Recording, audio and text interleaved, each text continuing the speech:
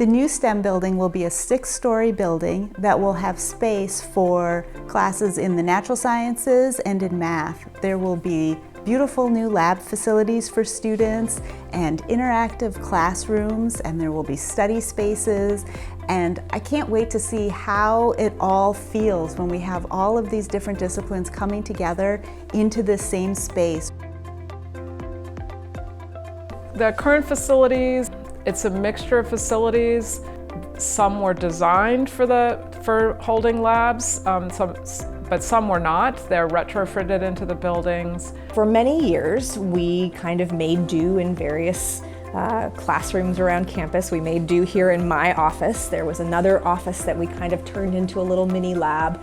So the idea that there's going to be a dedicated anthropology lab is just incredibly exciting for all of us, both because some of my colleagues have space that they're gonna maybe do a little bit of research in, but most importantly, that our students are gonna have a place to be and come so that they can interact with all of the great materials that help us learn more about who we are as humans. When you're in lab, you really get that hands-on experience where you're taking what you're learning in the classroom and you're being able to apply that, to really see how your skills can reinforce what you're learning in the classroom and how that's going to prepare you to be a chemist or to go into the fields where chemistry is thriving. Mathematics, like many things, you would never think of trying to get proficient at tennis or the violin or something like this without actually, doing it.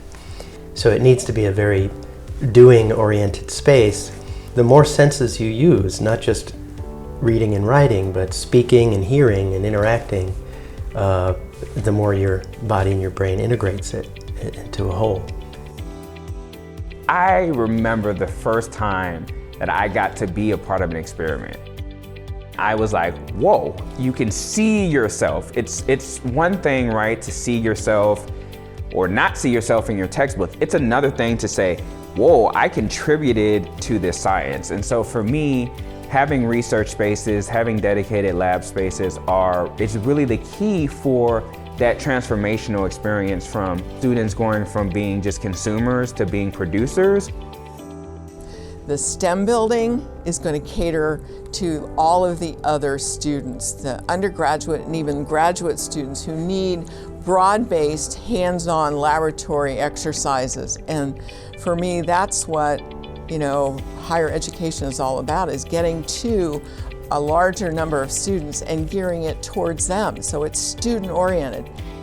By getting this new lab room for Astronomy Lab, I'm so excited because we're going to put out a lot of demo materials and a lot of equipments that we students will have access. So that's something I'm excited about. One major asset for this space for us that we see is the ability to schedule classes in space that is fully accessible, and so that we can facilitate learning for all of our students regardless of need is very important.